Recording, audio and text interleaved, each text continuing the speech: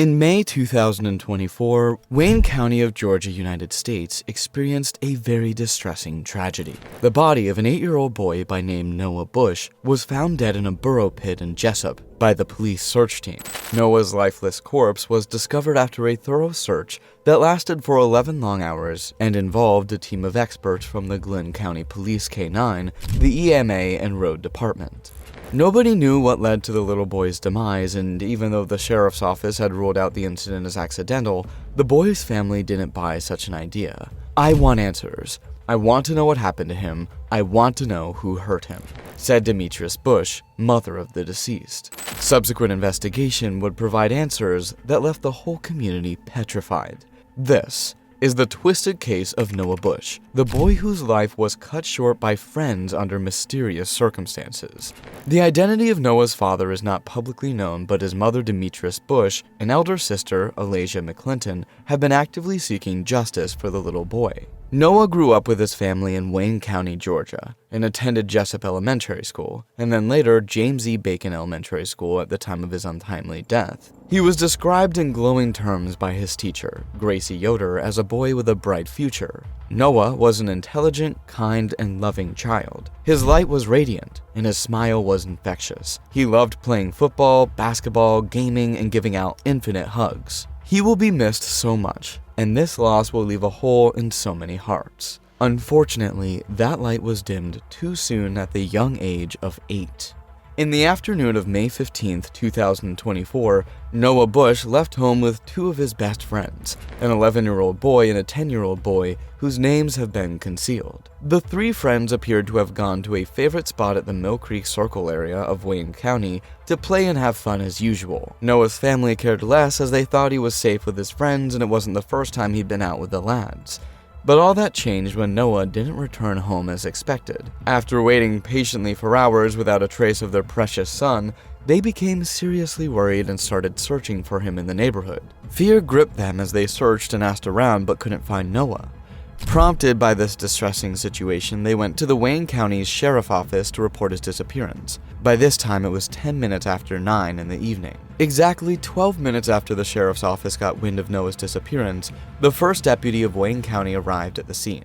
Unable to find Noah, the deputies then decided to share photos of the missing boy's identity with fellow surrounding counties at 9:44 p.m. The initial report read, "Authorities in Southeast Georgia need your help finding a young child." According to the Wayne County Emergency Management, Noah Bush, 8, was last seen in the Mill Creek Circle area of Wayne County around 5 p.m. Wednesday. He is described as 5 feet 3 inches and 59 pounds and was last seen wearing a black shirt and dark shorts. If you have any information regarding his whereabouts, call authorities at 912-427-5992. The search became even more disturbing as Noah was yet to be found, and this required extra volunteers and help. Wayne County's deputies requested assistance from the Georgia State Patrol at 10 minutes after 10 p.m., who in turn also asked for help from their aviation team. Soon, more search teams would become involved in Noah's rescue attempt.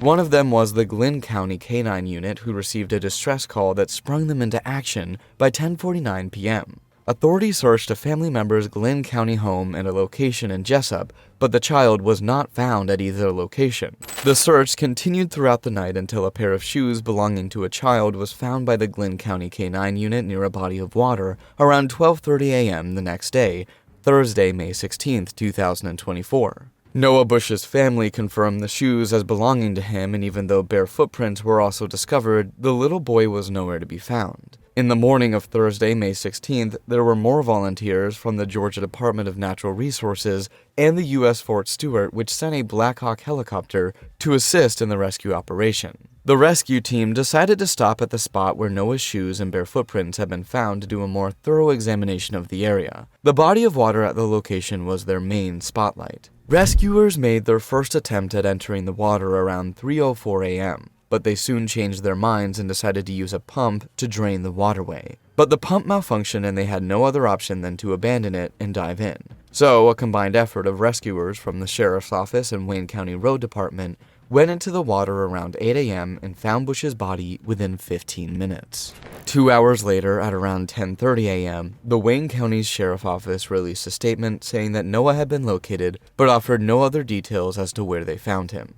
The whole community and Noah's family were already too eager to hear more information about the incident, and a few minutes to 11 a.m., an official statement was released. The statement read, "Glynn County Police K9 was able to pick up tracks which narrowed the search to an area near Mill Creek Lane. In the morning hours of May 16, 2024, Wayne County Sheriff's Office, EMA and Road Department working together located the juvenile. The family has been notified of the juvenile being located.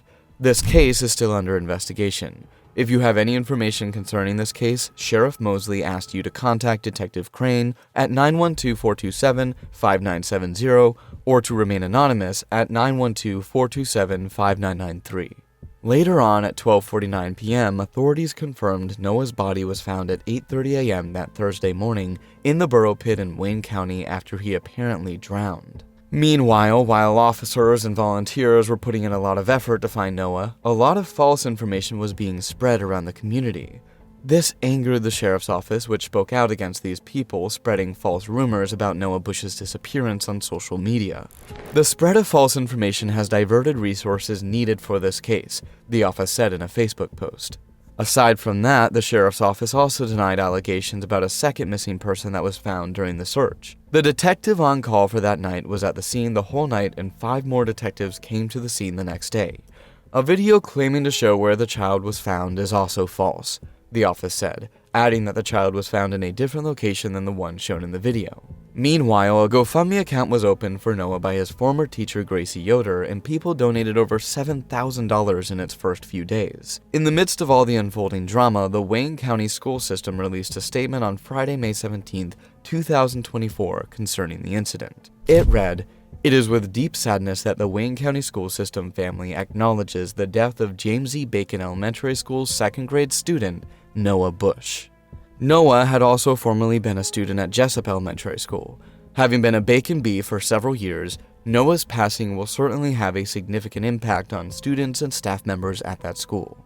As a result, the school system had grief counselors on site at JEB yesterday, and will have them there again today to assist those who may need to talk with someone. Please be in prayer for Noah's family during this difficult time and support them with love and compassion. Though the death of Noah was labeled as a drowning accident by the police, his family didn't believe the statement. 2 months later, the whole story of Noah's demise will take a new turn and the truth will be uncovered to the shock of everyone and the vindication of Noah's family. But this came after several protests had been organized by both the family of Noah and the entire Wayne County community. Protests started a week after Noah's death was declared an accidental drowning and gathered hundreds of Wayne County residents. They converged at the CVS pharmacy located at the intersection of US 84 and US 341 Street for a peaceful protest. All chanted Noah's name in various different ways and carried placards with the inscription, "Justice for Noah." Noah's sister and many Jesup residents who knew him as he played sports with the children in the town said he was afraid of deep water. Carissa Welch, one of the protesters, told Reporter that the boys Noah Bush had been seen with before he went missing had fallen out with him some months earlier. "This town doesn't feel the same. It's impacted us all. It's eerie. I mean, it doesn't even feel like the same town," said Kaylee Klein, an organizer of the protest. His mom, Demetrice Bush, added, "I'm just going to keep fighting for justice. If we have to keep going to the news media, we will. If we keep protesting, we will. Get an attorney. Whatever needs to be done will be done to make sure he gets the justice he deserves. I just want justice for my baby." While the protest went on, Wayne County Sheriff Robert Chuck Mosley said in a statement that, along with help from the Georgia Bureau of Investigation, they would continue to investigate the case with the information they've received in the days following Bush's death. Where he was found, there was no apparent foul play. But since then, there's been some information that came forward and forced rumors and innuendos. But we're investigating all of it, Mosley added. He added that GBI had spoken with all those they believed were involved and that more information would be released soon. But Noah's family weren't convinced. "They're taking all this time, and my daughter still knows nothing. She knows nothing of anything they're finding," said Valerie Jennergan, Noah's grandmother and Demetrice's mother, in response to Mosley's statement. A few weeks later, another protest was staged by Noah's family and their supporters. This took place on Saturday, June 15th, and had in attendance participants and supporters of the Justice for Noah Bush cause, who were picked up at Victory Outreach Church located on 2175 Metropolitan Parkway Southwest at 4 a.m. and left for Jesup at 4:30 a.m. After a successful protest, they all returned to Atlanta at 4:30 p.m. that same day. Noah and Kenneth are my boys. I hope you can hear me when I say I want to wake up to your smile, your laugh. I want to wake up to you. I want to catch you eating the most random things at all hours of the night. I want to see you sneaking in and out of the kitchen to grab an extra snack and me pretending not to see you. I want to see your dance moves. I want to see you walk through the door, Kenneth. I want to see you. Those were the words of Noah's sister, Elijah McClinton, on his funeral day, June 1st, 2024, which was held at the Unity Church of God in Jesup. Prior to this, a public viewing had been organized at the Community Chapel Funeral Home in Jesup on May 31st from 3 p.m. to 5 p.m. and had in attendance hundreds of sympathizers. At his funeral ground, tears flowed freely. Those who knew the young boy described all the ways in which he touched those around him in his short time. He brought us laughter and joy. He had a way of making everybody feel lighter. Anybody who was having a bad day in class, all they had to do was have a little conversation with Noah, and their face would be full of a big ear-to-ear smile, Noah's teacher said. According to his loved ones, Noah loved basketball, and he had aspirations to be drafted into the NBA one day. His favorite team was the Chicago Bulls. The Unity Church of God in Jesup was filled with people decked out in red and black to honor him. We had a writing assignment. Noah decided, as the ambitious child that he was, to write to LeBron James. Well, he told LeBron that he was going to be the new king of the NBA, Noah's teacher said. Everyone admitted that Noah was a bright child, who had gone too soon. I never would have imagined in a million years that I'd be burying my little brother. It's definitely supposed to be the other way around, said Jamarian Greatheart, Noah's older brother. Meanwhile, people alluded to the investigations that were ongoing into Noah's death throughout the service. No justice, no peace. If there will be no justice, there will be no peace. In the city of Jesup, until we get justice, there will be no peace, Tirani Smith, a community advocate, said. The mayor of Jesup, Ralph Hickox, addressed some of these concerns directly. I can't tell you how heartfelt I am, how upset I am about this too. And it's my prayer today, and it's my expectation that your family, that the community, gets answers, and that you get justice. Eager to know the truth and in search of an answer, Noah's family hired lawyers and a private investigator to look further into his death. They went after the services of Davis Bozeman Johnson law firm to help them in a separate investigation. In July 2024, with the help of their attorney, Francis Johnson, the Bush family arranged a meeting with the Glynn County District Attorney Keith Higgins to further deliberate on the matter. We are looking forward to meeting with District Attorney Higgins, who we have been in communication with during this process. It is our hope that after 55 days, the family will finally find out what really happened to their beloved child.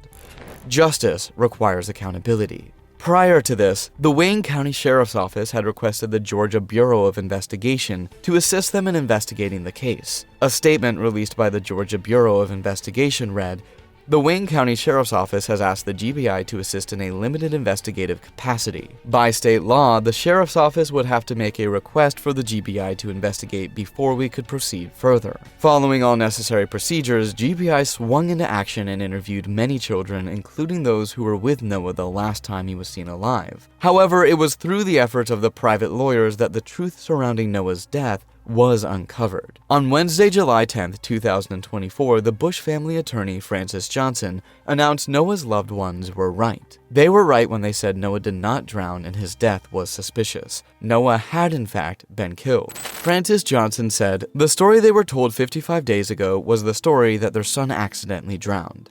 They knew that was not true then, and that has been confirmed the same. That this was not an accidental drowning. This was, in fact, a homicide." Noah and the two juveniles involved in this got into some argument, and an argument led to them pushing Noah into the water and possibly holding his head underwater. Noah walked away with people he believed were his friends and trustworthy, she added. Such a statement couldn't be more horrible to think of for the Noah family. The pain and trauma they had been through for the past 2 months before now was unimaginable. In that same vein, the Wayne County Sheriff's Office made a press release concerning the incident and what had been uncovered. This finding was based on the fact that one of the two juveniles who were with Noah pushed him into the deep portion of the burrow pit they were wading in. The Wayne County Sheriff's Office also stated that they received an autopsy report on July 8th that confirmed the absence of any injuries to Noah's body consistent with a fight or use of a weapon. Subsequent report by the medical examiner ruled the cause of death as drowning. Few hours later, 2 children ages 10 and 11 were arrested and charged at the Wayne County courtroom. These were the children who went out with Noah the afternoon of his disappearance on May 15th. Noah's family also held a press conference that evening alongside their attorneys after meeting with the Brunswick District Attorney, saying they want adults involved in his death to be held accountable. "I'm grateful for the arrests that were made today, but we still have a long road ahead. There will be no peace until justice is served," said Demetrice Bush, Noah's mother. That same afternoon, several advocates for Noah Bush protested outside the Wayne County Courthouse. It came just hours after the announcement that Noah's death was a homicide and 55 days after the Wayne County Sheriff Department had said no foul play was involved. The judge has found probable cause, both of the juveniles, and has committed them and provided the bonds. Currently, they are committed and heading to a juvenile detention center, said Muwali Mel Davis, an attorney for the Bush family and a founding partner of the Davis Bozeman Johnson law firm. But advocates felt that the charges given to the 2 suspects weren't severe enough. Today was more like a slap on the wrist compared to what they truly deserve for the family and the community, advocate Kaylee Klein said. They chanted their outrage and vowed not to stop until true justice is served. "We're not going to stop. We're not going to let up. We're not going to let you to push back, as hard as it takes, as long as it takes," said Carissa Ray. Meanwhile, another protest was scheduled to be held on July 20th at the Cracker Williams Park at 2 p.m. In the evening hours of that same July 10th, authorities came knocking at the door of Natalie Hardison,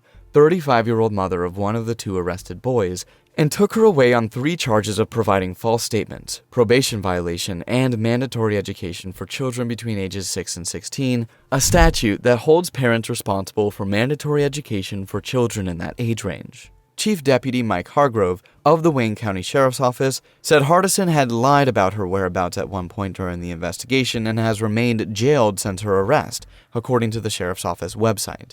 Also, there is no attorney listed for her in court records. Meanwhile, at the time of making this video, the 2 boys are still being held in a juvenile detention center. Speaking after these arrests, Noah Bush's family's attorney, Francis Johnson, said, "The sheriff had the statements of these boys from within 48 hours of Noah's drowning. So to let this mother be led to believe that this was an accidental drowning for that long and to not inform the community is just really hard. No mother should have to hire their own law firm. No mother should have to go and beat on neighbors' doors, walk the streets, stand on corners to receive what she has received today." He added that Noah was the real center of his family's joy and full of life, that his death left Demetrice Bush heartbroken and searching for answers. Speaking about Jesup, Johnson described the area as a tight-knit but impoverished trailer home community. Noah's family didn't come from any great means, but neither are the people who are accused of his manslaughter. On the previous report by the sheriff's office that Noah drowned, Mr. Johnson stated that his client believed they almost overlooked her son's death as a homicide and criticized the authorities' handling of the investigation. "It is her belief that, ultimately, her child didn't matter to them," he said. One reason she had this assumption was because Noah was a black kid, while the arrested suspects were white. Hitherto, racism must have played a part in delaying justice for that long. However, the sheriff's department did not respond to questions about these racial allegations. Meanwhile, the attorney also added that his client's family is grateful to the local district attorney for ultimately deciding that the 2 boys and one of their mothers should face charges. But he also emphasized that more arrests should be made. There may be others who are involved in concealing the actions of the 10 and 11-year-old, and everyone who was involved in that, who was a party to those crimes, should be held accountable. In the meantime, the Brunswick Judicial Court District Attorney denied making any comment on the ongoing prosecutions. Back in court, the 11-year-old suspect was accused of simple battery, involuntary manslaughter, concealing the death of another, and trespassing, while the 10-year-old was accused of concealing the death of another and trespassing. The judge set a $5,000 bond for the 10-year-old and a $10,000 bond for the 11-year-old, and for the fact that they are juveniles, their names have not been made public. However, it is unclear if they entered a plea. At the moment, investigators are still surveying video obtained throughout the investigation and said if any incriminating information is found, those implicated will be dealt with swiftly, according to the sheriff's office. As a show of support and true love for Noah, his mother, Demetrice Bush, set up a GoFundMe account, asking friends and people of like minds to donate their tokens to the family. The account has a description that reads, "I'll never give up." That was Noah Kenneth Bush's favorite thing to say. Only now it is Noah's family that is living by that motto without him. He was a vibrant young man, full of life not yet lived. Noah's death is still under investigation, as it should be. Most of the investigation so far has been conducted by his family and people in the community who care. It all just doesn't make sense. Not yet. Noah's family buried their baby under a cloud of mystery. Now they are left to pick up the pieces and discover a new normal. They need our support. The proceeds from this fundraiser will go directly to Mrs. Demetrice Bush, Noah's mother, to aid in the family's journey towards justice and rebuilding their lives without him. Financial support during such a crisis is crucial, but knowing that people care about your pain and loss, that is invaluable. We can't put a price on what support means to this family during the worst time of life. Please help Noah's cause and help support his family by giving and sharing. Even $1 says, "Noah, I believe your life mattered." A little love goes a long way.